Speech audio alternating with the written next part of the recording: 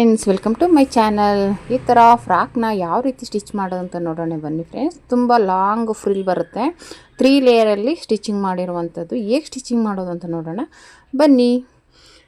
ಮೊದಲಿಗೆ ನಾನು ತೊಗೊಂಡಿರೋದು ಮೇಲ್ಗಡೆ ಪೀಸು, ಹಿಂದೆದು ಮುಂದೆ, ಇದು ಬಂದುಬಿಟ್ಟು ಮುಂದೆ ಪೀಸು ವಿ ಶೇಪಲ್ಲಿ ಇಟ್ಟಿದ್ದೀನಿ, ಹಿಂದೆ ಬಂದುಬಿಟ್ಟು ಬಾಕ್ಸ್ ಟೈಪಲ್ಲಿ ಇಟ್ಟಿದ್ದೀನಿ. ಇವಾಗ ಇದನ್ನು ಮಾಮೂಲಿ ಇನ್ನೌಟ್ ಮಾಡ್ಕೋತಾ ಇದ್ದೀನಿ. ಫಸ್ಟು ಬ್ಲೌಸ್ ಪೀಸು ಅದ್ರ ಮೇಲೆ ಲೈನಿಂಗ್ ಇಟ್ಬಿಟ್ಟು ಇದೇ ರೀತಿ ಸ್ಟಿಚ್ ಮಾಡ್ಕೋಬೇಕು ನೀಟಾಗಿ. ಈ ರೀತಿ ಫಸ್ಟು ಸ್ಟಿಚಿಂಗ್ ಹಾಕ್ಕೊಂಡಾದಮೇಲೆ ಮಾಮೂಲಿ ಅದು ಎಕ್ಸ್ಟ್ರಾ ಬಟ್ಟೆ ಇದೆಯಲ್ಲ ಬ್ಲೌಸ್ ಪೀಸ್ದು, ಅದನ್ನು ಕಟ್ ಮಾಡಿ ತೆಗೆದುಬಿಡಬೇಕು. ಆಮೇಲೆ ತೆಗೆದ್ಮೇಲೆ ಅದು ಲೈನಿಂಗ್ನ ಉಲ್ಟಾ ತಿರುಗಿಸಿ ನ್ಯಾಚ್ ಹಾಕ್ಬಿಟ್ಟು ಒಂದು ಪಾಯಿಂಟ್ ಹೊಲಿಗೆ ಹಾಕ್ಕೋಬೇಕು ಲೈನಿಂಗ್ ಮೇಲೆ. ಆಮೇಲೆ ಆ ಲೈನಿಂಗ್ ಮೇಲೆ ಹಾಕಿದ್ಮೇಲೆ ಉಲ್ಟಾ ತಿರುಗಿಸಿದಾಗ ನೀಟಾಗಿ ಬರುತ್ತೆ. ಆ ನೀಟಾಗಿ ತಿರುಗಿಸ್ಕೊಂಡು ಅದ್ರ ಮೇಲೆ ಒಂದು ಹೊಲಿಗೆ ಹಾಕ್ಕೋಬೇಕು. ಅವಾಗೇನಾಗುತ್ತೆ, ನೀಟಾಗಿ ಬರುತ್ತೆ. ಆಮೇಲೆ ಸುತ್ತ ಸ್ಟಿಚಿಂಗ್ ಹಾಕ್ಕೋಬೇಕು. ಅದೇನಿದೆ ಸ್ಟಿಚ್ ಮಾಡಿದ್ದೀವಲ್ಲ ಅದು ಮೇಲ್ಗಡೆ ಫುಲ್ಲು ಉಲ್ಟಾ ತಿರುಗಿಸ್ಕೊಂಡು ಸ್ಟಿಚಿಂಗ್ ಆದಮೇಲೆ ಸುತ್ತ ಒಂದು ಸ್ಟಿಚಿಂಗ್ ಹಾಕ್ಕೋಬೇಕು. ಆವಾಗೇನಾಗುತ್ತೆ, ಇದು ಫ್ರಂಟ್ ಪೀಸು ರೆಡಿ ಆಗುತ್ತೆ. ಬಾಡಿದು ಫ್ರಂಟ್ ಪೀಸ್ ರೆಡಿ. ಮತ್ತು ಬ್ಯಾಕ್ ಪೀಸು ಸೇಮ್ ಇದೇ ಥರ ಇರುತ್ತೆ. ಅದು ಬಂದುಬಿಟ್ಟು ಬಾಕ್ಸ್ ಟೈಪಲ್ಲಿದೆ, ಅಷ್ಟೇ ಡಿಫ್ರೆನ್ಸು. ಅದೇ ನೀಟಾಗಿ ನೀವ್ಕೊಂಡು ಸ್ಟಿಚಿಂಗ್ ಮಾಡ್ಕೋಬೇಕು. ಇಲ್ಲಾಂದರೆ ರಿಂಕಲ್ಸ್, ಇದು ಸ್ವಲ್ಪ ಸ್ಮೂತ್ ಇರೋ ಬಟ್ಟೆಗಳಾದರೆ ರಿಂಕಲ್ಸ್ ಬಂದುಬಿಡುತ್ತೆ. ಲೈನಿಂಗ್ ಬಟ್ಟೆ ಕರೆಕ್ಟಾಗಿರುತ್ತೆ, ಬ್ಲೌಸ್ ಪೀಸ್ ಲೂಸ್ ಬಂದುಬಿಡುತ್ತೆ. ಅದನ್ನು ನೋಡಿಕೊಂಡು ಈ ಥರ ಪಿನ್ ಹಾಕ್ಕೊಂಡು ಸ್ಟಿಚ್ ಮಾಡ್ಕೊಳ್ಳಿ. ಪಿನ್ ಹಾಕೋದ್ರಿಂದ ನೀಟಾಗಿ ಪರ್ಫೆಕ್ಟಾಗಿ ಬರುತ್ತೆ. ಸ್ವಲ್ಪ ರಿಂಕಲ್ಸ್ಗಳು ಅವಾಯ್ಡ್ ಆಗುತ್ತೆ. ಓಕೆನಾ? ಈ ರೀತಿ ನಾನು ಸ್ಟಿಚ್ ಮಾಡ್ತಾ ಇರೋ ಥರ ಸುತ್ತ ಸ್ಟಿಚಿಂಗ್ ಹಾಕ್ಕೊಂಡು, ಮತ್ತು ಅದು ಎಕ್ಸ್ಟ್ರಾ ಬಟ್ಟೆ ಬಿಟ್ಟಿರ್ತೀವಲ್ಲ ಬ್ಲೌಸ್ ಪೀಸ್ದು, ಅದನ್ನೆಲ್ಲ ಕಟ್ ಮಾಡಿ ತೆಗೆದುಬಿಟ್ರೆ ಆಯಿತು. ಮತ್ತು ಆಮೇಲೆ ಡಾಟ್ ಇಟ್ಕೋಬೇಕು. ಎರಡು ಕಡೆಯೂ ಶೋಲ್ಡರ್ನ ಫೋಲ್ಡ್ ಮಾಡಿಬಿಟ್ಟು ಮಾರ್ಕ್ ಮಾಡಿಕೊಂಡು ಅಲ್ಲಿ ಡಾಟ್ ಇಟ್ಕೋಬೇಕಾಗುತ್ತೆ. ನಾವೇನು ಒಂದೊಂದು ಇಂಚಿಗೆ ಮಾರ್ಕ್ ಬಿಟ್ಟಿರ್ತೀವಲ್ಲ ಡಾಟ್ಗೆ ಅಂತ, ಅದನ್ನು ಇದೇ ರೀತಿ ಶೋಲ್ಡರ್ ಮಧ್ಯದಲ್ಲಿಟ್ಟು ಸ್ಟಿಚ್ ಮಾಡ್ಕೊಳ್ಳೋದು ಅಷ್ಟೇ. ಇದೇನೋ ಚಿಕ್ಕ ಹುಡುಗಿ ಆಗಿರೋದ್ರಿಂದ ನಾನೇನು ಫ್ರಿನ್ಸ್ ಕಟ್ಟಲ್ಲಿ ಹೊಲ್ದಿಲ್ಲ, ಮಾಮೂಲಿ ಡಾಟೆಲ್ಲ ಸ್ಟಿಚ್ ಮಾಡ್ತಾ ಇರೋದು. ಏನೋ ಜಾಸ್ತಿ ದಪ್ಪ ಇರೋರ್ಗಾದರೆ ಫ್ರಿನ್ಸ್ ಕಟ್ ಚೆನ್ನಾಗಿರುತ್ತೆ.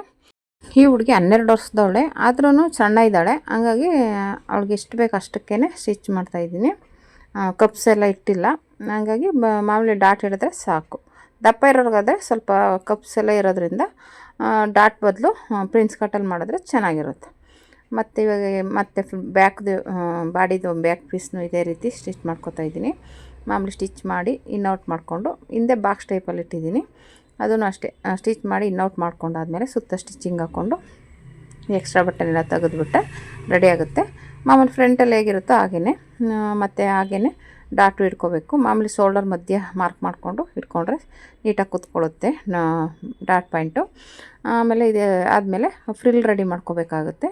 ಫ್ರಿಲ್ ಮಾಮೂಲಿ ನಾವು ಫಸ್ಟ್ಗೆ ಅಂಬ್ರೆಲಾ ಕಟ್ಟಿಂಗಲ್ಲಿ ಮಾಡ್ಕೊಂಡಿದ್ದೀವಲ್ಲ, ಕಟ್ಟಿಂಗ್ ವಿಡಿಯೋ ನೋಡಿಲ್ಲ ಅಂದರೆ ಕಟ್ಟಿಂಗ್ ವಿಡಿಯೋ ಹಾಕಿದ್ದೀನಿ ನೋಡಿ, ಅದರಲ್ಲಿ ನೋಡಿದ್ರೆ ನಿಮಗೆ ಸ್ಟಿಚಿಂಗ್ ಬಗ್ಗೆ ಗೊತ್ತಾಗುತ್ತೆ.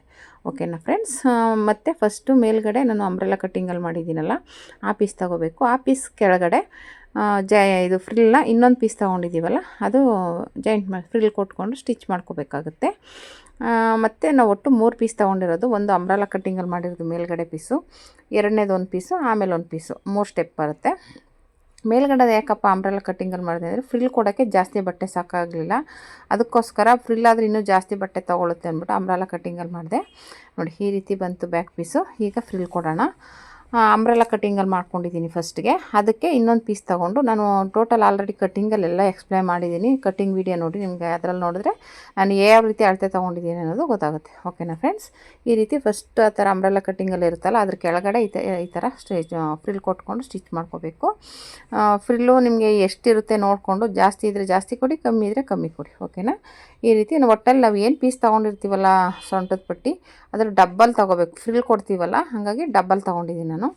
ಈ ರೀತಿ ಫಸ್ಟ್ಗೆ ಒಂದು ಲೇಯರಲ್ಲಿ ಮುಗೀತು. ಮತ್ತು ಇನ್ನೊಂದು ಲೇಯರು ಸ್ಟಿಚ್ ಮಾಡೋದ್ವಲ್ಲ ಫ್ರಿಲ್ ಕೊಟ್ಟು, ಅದಕ್ಕೆ ಇನ್ನೊಂದು ಸ್ಟಿಚ್ ಮಾಡಬೇಕಾಗುತ್ತೆ. ಇನ್ನೊಂದು ಲೇಯರ್ ಇಟ್ಕೊಂಡಿದ್ದೀವಲ್ಲ ಅದಕ್ಕೆ ಸ್ಟಿಚ್ ಮಾಡಬೇಕಾಗುತ್ತೆ. ಓಕೆನಾ? 2 ಆಯಿತು. 2ಕ್ಕೆ ಇನ್ನೊಂದು ಲೇಯರ್ ಕೊಟ್ಟು ಸ್ಟಿಚ್ ಮಾಡಬೇಕು.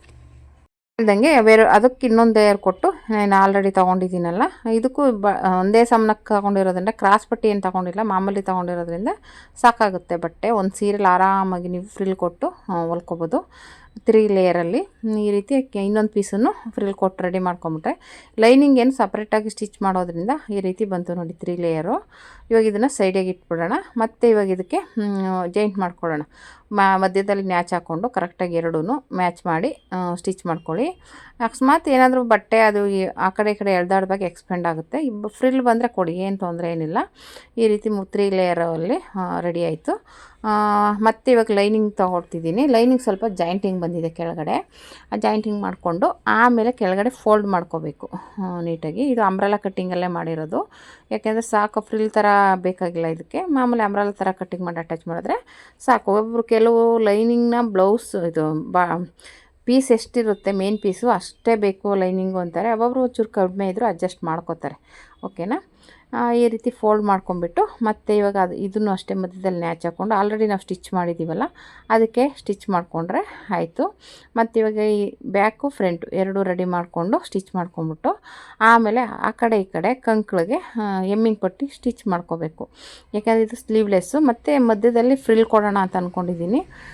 ಅಂದರೆ ಒಂಥರ ಡಿಫ್ರೆಂಟಾಗಿ ಮಾಡೋಣ, ಯಾವಾಗಲೂ ಒಂದೇ ಥರ ಹೊಲಿತಾ ಇರ್ತೀವಲ್ಲ, ಅದಕ್ಕೋಸ್ಕರ ಮಧ್ಯದಲ್ಲಿ ಫ್ರಿಲ್ ಕೊಡೋಣ. ಶೋಲ್ಡರ್ ಮಧ್ಯ ಹಿಂದೆ ಮುಂದೆ ಎರಡು ಕಡೆಗೂ ಸೇರೋ ಥರ ಮಧ್ಯದಲ್ಲಿ ಫ್ರಿಲ್ ಕೊಡೋಣ ಅಂದ್ಬಿಟ್ಟು ನಾನು ಸ್ಲೀವ್ಸ್ ಕೊಟ್ಟಿಲ್ಲ. ನೀವು ಬೇಕು ಅಂದರೆ ಸ್ಲೀವ್ಲೆಸ್ ಹಾಕ್ಕೊಳ್ಳಲ್ಲ ಅಂದರೆ ಹಾಕೋಬೋದು, ಏನು ತೊಂದರೆ ಇಲ್ಲ. ಇದು ಈ ಪೀಸ್ ಉಳಿದಿತ್ತಲ್ಲ ಇದನ್ನು ಎರಡು ಕಡೆಯೂ ಫೋಲ್ಡ್ ಮಾಡ್ಕೊತಾ ಇದ್ದೀನಿ. ಲೇಸ್ ಕೊಡೋರಾದರೆ ಫೋಲ್ಡ್ ಮಾಡೋ ಅವಶ್ಯಕತೆ ಇಲ್ಲ, ಅದ್ರ ಮೇಲೆ ಲೇಸ್ ಕೊಡ್ಬೋದು. ಇದಕ್ಕೇನು ಲೇಸ್ ಅವಶ್ಯಕತೆ ಇಲ್ಲ ಅನ್ನಿಸ್ತು. ಅದಕ್ಕೆ ನಾನೇನು ಮಾಡಿದೆ, ಅದನ್ನು ಹಾಗೆ ಫೋಲ್ಡ್ ಮಾಡಿಬಿಟ್ಟಿದ್ದೀನಿ. ಯಾಕಂದರೆ ಹಾಗೆ ಬಿಟ್ಟರೆ ಅದು ಈಚ್ಕೊಂಡಂಗೆ ಆಗುತ್ತೆ. ಅದಕ್ಕೆ ಈ ರೀತಿ ಫೋಲ್ಡ್ ಮಾಡ್ಕೊಂಡಾದ್ಮೇಲೆ ಎರಡು ಕಡೆಯೂ ಈ ರೀತಿ ಶೋಲ್ಡರ್ ಮಧ್ಯ ನೀಟಾಗಿ ಫ್ರಿಲ್ ಕೊಟ್ಕೊಂಡ್ಬಂದರೆ ನಮಗೆ ಇದು ಡಿಸೈನ್ ರೆಡಿ ಆಗುತ್ತೆ. ಎರಡು ಕಡೆ ಶೋಲ್ಡರ್ ಮಧ್ಯೆ ಬರಬೇಕು, ಹಿಂದೆ ಮುಂದೆ ಎರಡಕ್ಕೂ ಮಾರ್ಕ್ ಮಾಡಿಕೊಂಡು ಮಾರ್ಕಿಂಗ್ ಪೀಸಲ್ಲಿ ನೀಟಾಗಿ ಅದ್ರ ಮೇಲೆ ಸ್ಟಿಚಿಂಗ್ ಮಾಡಿ ಫ್ರಿಲ್ ಕೊಡಿ. ನೀಟಾಗಿ ಕಾಣಿಸುತ್ತೆ ನೋಡಿ, ಒಂಥರ ಡಿಫ್ರೆಂಟಾಗಿದೆ ಡಿಸೈನ್ ಇದು. ಇದನ್ನು ಅಂಬ್ರೆಲಾ ಕಟ್ಟಿಂಗಲ್ಲೂ ಮಾಡ್ಬೋದು, ಅದ್ರ ಬಟ್ಟೆ ಸಾಕಾಗಲ್ಲ ಅನ್ನೋ ಕಾರಣಕ್ಕೆ ನಾನು ಫ್ರಿಲ್, ಆಮೇಲೆ ಕೆಳಗಡೆನೂ ಫ್ರಿಲ್ ಕೊಟ್ಟಿದ್ದೀನಲ್ಲ 3 ಲೇಯರಲ್ಲಿ, ಅದಕ್ಕೆ ಫ್ರಿಲ್ಲೇ ಕೊಟ್ಟಿದ್ದೀನಿ. ಚೆನ್ನಾಗಿ ಬಂದಿದೆ. ಮತ್ತು ಎರಡು ಕಡೆಯೂ ಹಾಗೇ ಸ್ಟಿಚ್ ಮಾಡ್ಕೊಂಡಾದ್ಮೇಲೆ ಮತ್ತು ಇವಾಗ ಇದನ್ನು ಕರೆಕ್ಟಾಗಿ ಮಧ್ಯದಲ್ಲಿ ಶೋಲ್ಡ್ರ್ ಮಧ್ಯೆ ಇಟ್ಕೊಂಡು ಸ್ಟಿಚ್ ಮಾಡ್ಕೋಬೇಕಾಗುತ್ತೆ. ಮತ್ತು ಆಮೇಲೆ ಇದಕ್ಕೆ ಇದು ರೆಡಿ ಮಾಡ್ಕೋಬೇಕು, ಹಿಂದೆ ದಾರ ಇಡೋದಕ್ಕೆ ದಾರ ಟ್ಯಾಗ್ ಬೇಕಲ್ಲ. ಅಕಸ್ಮಾತ್ ಒಂದೇ ಅಳತೆಯಲ್ಲಿ ಹೊಲಿದ್ರೆ ಏನು ಪರವಾಗಿಲ್ಲ, ಒಂಚೂರು ಲೂಸು ಟೈಟ್ ಇದ್ದರೆ ಅದು ಕಟ್ಕೊಂಡ್ರೆ ನೀಟಾಗಿರುತ್ತೆ. ಅದಕ್ಕೋಸ್ಕರ ಅದೊಂದು ಟ್ಯಾಗ್ ಇಟ್ಬಿಟ್ರೆ ಸ್ವಲ್ಪ ಸಣ್ಣಗಿರೋರು ಲೂಸ್ ಇದ್ದರೆ ಅದಕ್ಕೆ ನ್ಯಾಟ್ ಹಾಕ್ಕೊಂಡ್ರೆ ಫಿಟ್ಟಿಂಗ್ ಬರುತ್ತೆ, ಅದಕ್ಕೋಸ್ಕರ ಅಷ್ಟೇ. ಇವಾಗ ಇದನ್ನು ಲೈನಿಂಗ್ನ ಅಟ್ಯಾಚ್ ಮಾಡ್ಕೋತಾ ಇದ್ದೀನಿ. ಅದೇನೋ ಎಕ್ಸ್ಟ್ರಾ ಬಂದರೆ ಒಂಚೂರು ಫ್ರಿಲ್ ಕೊಟ್ಬಿಡಿ, ಏನು ತೊಂದರೆ ಇಲ್ಲ. ಅದು ನಾವು ಕಟ್ಟಿಂಗ್ ಮಾಡಿದ್ಮೇಲೆ ಸ್ಟಿಚಿಂಗ್ ಮಾಡಬೇಕಾದ್ರೆ ಆ ಕಡೆ ಈ ಕಡೆ ಎಕ್ಸ್ಪೆಂಡ್ ಆಗುತ್ತೆ. ಅದು ಕ್ರಾಸ್ ಕಟ್ಟಿಂಗಲ್ಲಿ ಇರುತ್ತಲ್ಲ ಅದನ್ನು ನೀಟಾಗಿ ಇಟ್ಕೋಬೇಕು. ಇಲ್ಲ ಅಂದರೆ ಎಕ್ಸ್ಪೆಂಡ್ ಆಗಿ ಆ ಕಡೆ ಈ ಕಡೆ ಲೆಂತ್ ಬಂದ್ಬಿಡುತ್ತೆ. ಆವಾಗ ಅದೇನು ಮಾಡೋದು, ಒಂಚೂರು ಫ್ರಿಲ್ ಕೊಟ್ಟರೆ ನಡೆಯುತ್ತೆ, ತೊಂದರೆ ಇಲ್ಲ. ಈ ರೀತಿ ರೆಡಿ ಆಯಿತು. ಇವಾಗ ಇದಕ್ಕೆ ನಾನು ಹೇಳ್ದಂಗೆ ಡೋರಿ ಕೊಡಬೇಕು, ಆ ಕಡೆ ಈ ಕಡೆ ಕಟ್ಕೊಳ್ಳೋಕೆ ಡೋರಿ ಬೇಕಲ್ಲ. ಹಂಗಾಗಿ ಡೋರಿನ ರೆಡಿ ಮಾಡ್ಕೋಬೇಕು. ಆದರೆ ಬಟ್ಟೆ ಸಾಕಾಗಿಲ್ಲ ಡೋರಿಗೆ. ನಾನೇನು ಮಾಡಿದೆ, ಇರೋ ಬಟ್ಟೆಲೇ ಅಡ್ಜಸ್ಟ್ ಮಾಡಿದ್ದೀನಿ, ಏನು ಮಾಡೋಕ್ಕಾಗಲ್ಲ ಅಂದ್ಬಿಟ್ಟು ಇರೋ ಬಟ್ಟೆಲೇ ಸ್ವಲ್ಪ ಅಂದರೆ ಉದ್ದ ಇರಲಿಲ್ಲ, ಲೆಂತ್ ಇರಲಿಲ್ಲ, ಇರುವಷ್ಟಕ್ಕೇ ಫೋಲ್ಡ್ ಮಾಡಿ ಸ್ಟಿಚ್ ಮಾಡ್ಕೋಬೇಕು, ಏನು ಮಾಡೋಕ್ಕಾಗಲ್ಲ. ಇಲ್ಲ ಫಸ್ಟೇ ಬೇಕು ಅಂದರೆ ನೀಟಾಗಿ ಎತ್ತಿ ಇಟ್ಕೋಬೇಕಾಗುತ್ತೆ. ಡೋರಿಗೆ ಅಂತಲೇ ಬಟ್ಟೆನ ಒಂದಿಷ್ಟು ಕಟ್ ಮಾಡಿ ಸೈಡ್ಗೆ ಇಟ್ಕೊಂಡ್ಬಿಡ್ಬೇಕು. ನಾನು ಮಿಗುತ್ತಲ್ಲ ಅಂದ್ಬಿಟ್ಟು ಇದು ಮಾಡಿದೆ, ಆದರೆ ಮಿಗಲಿಲ್ಲ. ಅದು ಫ್ರಿಲ್ಗಳಲ್ವ, ಎಲ್ಲದಕ್ಕೂ ಅಲ್ಲೇ ಫ್ರಿಲ್ ಕೊಟ್ಟು ಅಡ್ಜಸ್ಟ್ ಆಗೋಯ್ತು. ಬಟ್ಟೆ ಒಂಚೂರು ವೇಸ್ಟ್ ಆಗಿಲ್ಲ.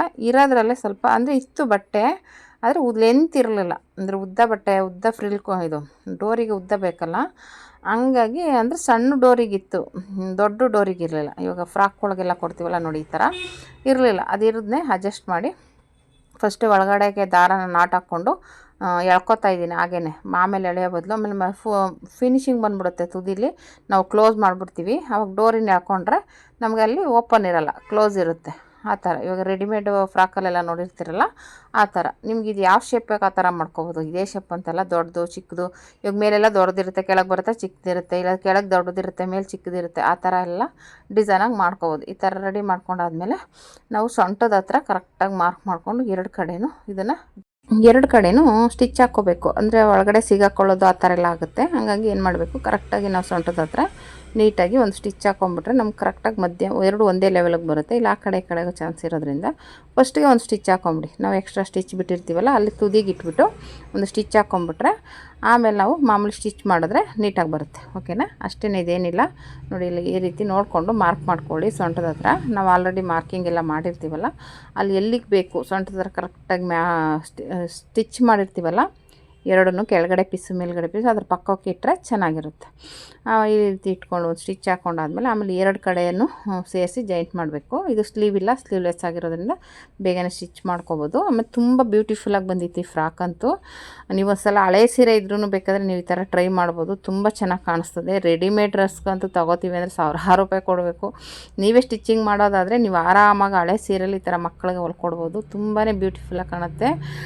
ಮತ್ತು ನಾನು ಈ ಥರ ಜಾಯಿಂಟ್ ಮಾಡಿಕೊಂಡು ಆಮೇಲೆ ಅಲ್ಲಿ ಸೊಂಟದ ಹತ್ರ ಎರಡೂ ಕರೆಕ್ಟಾಗಿ ಜಾಯಿಂಟ್ ಮಾಡ್ಕೊಳ್ಳಿ. ಹೆಚ್ಚು ಕಮ್ಮಿ ಬಂದರೆ ಮೇಲ್ಗಡೆ ಕೆಳಗಡೆ ಅಡ್ಜಸ್ಟ್ ಮಾಡ್ಕೋಬೇಕು. ಇದು ಮಾತ್ರ ಎರಡು ಒಂದೇ ಲೆವೆಲ್ಗೆ ಬರಬೇಕು. ಎಕ್ಸ್ಟ್ರಾ ಬಟ್ಟೆ ಬಂದರೆ ಮೇಲ್ಗಡೆಗೆ ಏನಾದರೂ ಒಂಚೂರು ಡಾಟ್ ಇಟ್ಕೊಳ್ಳೋ ಥರ ಮಾಡ್ಕೋಬೇಕು. ಓಕೆನಾ? ಈ ರೀತಿ ಎರಡು ಕಡೆನೂ ಜಾಯಿಂಟ್ ಮಾಡಿದ್ರೆ ನಮಗೆ ಫ್ರಾಕ್ ರೆಡಿ ಆಗುತ್ತೆ. ತುಂಬ ಬ್ಯೂಟಿಫುಲ್ಲಾಗಿರೋ ಫ್ರಾಕು. ಓಲ್ಡ್ ಸ್ಯಾರಿಲೂ ಮಾಡ್ಬೋದು, ಹೊಸ ಸ್ಯಾರಿ 200ಗೆಲ್ಲ ಸಿಗುತ್ತೆ. ನೀವು ಆರಾಮಾಗಿ ತೊಗೊಂಡು ಸ್ಟಿಚ್ ಮಾಡ್ಕೋಬೋದು. ನೋಡಿ ಈ ರೀತಿ ಬಂದಿದೆ ಫ್ರಾಕ್, ತುಂಬ ಬ್ಯೂಟಿಫುಲ್ಲಾಗಿ ಬಂದಿದೆ. ಹೇಗೆ ಬಂದಿದೆ ಅಂತ ಕಮೆಂಟ್ ಮಾಡಿ ಫ್ರೆಂಡ್ಸ್. ತುಂಬ ಒಟ್ಟಿನಲ್ಲಿ ನಮ್ಮ ಹುಡುಗಿ ಹಾಕ್ಕೊಂಡಿರೋದು ತೋರಿಸಿದ್ದೀನಿ ಅವ್ರ ಬರ್ತಡೇಗೆ. ತುಂಬ ಚೆನ್ನಾಗಿ ಕಾಣಿಸ್ತಾ ಇತ್ತು. ಅವಳಿಗಂತೂ ತುಂಬ ಇಷ್ಟ ಈ ಥರದ್ದು. ಹೊಲ್ಕೊಟ್ಬಿಟ್ರೆ ಅಂತೂ ಎಲ್ಲದಕ್ಕೂ ಯಾವ ಫಂಕ್ಷನ್ಗೂ ಅದೇ ಹಾಕೋತಾಳೆ. ಮೊದಲೊಂದು 2-3 ಹೊಲ್ಕೊಟ್ಟಿದ್ದೆ, ಅದನ್ನು ಅಷ್ಟೇ ಯಾವಾಗಲೂ ಅದೇ ಹಾಕೋತಾಳೆ. ಒಂಥರ ಈ ಥರ ಒಂಥರ ಸ್ಮೂತಾಗಿ ಡೈಲಿ ಯೂಸ್ಗೆಲ್ಲ ಚೆನ್ನಾಗಿರುತ್ತೆ. ಹಾಗಾಗಿ ಇದನ್ನೇ ಇಷ್ಟಪಡ್ತಾಳೆ ನಮ್ಮ ತಂಗಿ ಮಗಳು. ತುಂಬ ಚೆನ್ನಾಗಿ ಬಂದಿತ್ತು ಒಟ್ಟಿನಲ್ಲಿ. ನೋಡಿ ಈ ರೀತಿ ಬಂದಿದೆ. ಅವಳು ಹಾಕೊಂಡ್ಮೇಲೆ ಒಂಚೂರು ಲೂಸ್ ಇಲ್ಲ, ಟೈಟ್ ಇಲ್ಲ, ಎಲ್ಲ ಫಿಟ್ಟಿಂಗ್ ಕರೆಕ್ಟಾಗಿ ಬಂದಿತ್ತು. ನಾನು ಸುಮ್ಮನೆ ಒಂದು ಅಳತೆಯಲ್ಲಿ ಹೊಲ್ದಿರೋದದು. ನನ್ನ ಮಗಳ ಅಳತೆಗಿಂತ ಒಂಚೂರು ಕಮ್ಮಿ ಮಾಡಿ ಹೊಲ್ದಿದ್ದೆ. ಈ ರೀತಿ ಬ್ಯೂಟಿಫುಲ್ಲಾಗಿ ಬಂದಿದೆ ನೋಡಿ, ತುಂಬ ನೈಸಾಗಿ. Thank you for watching friends.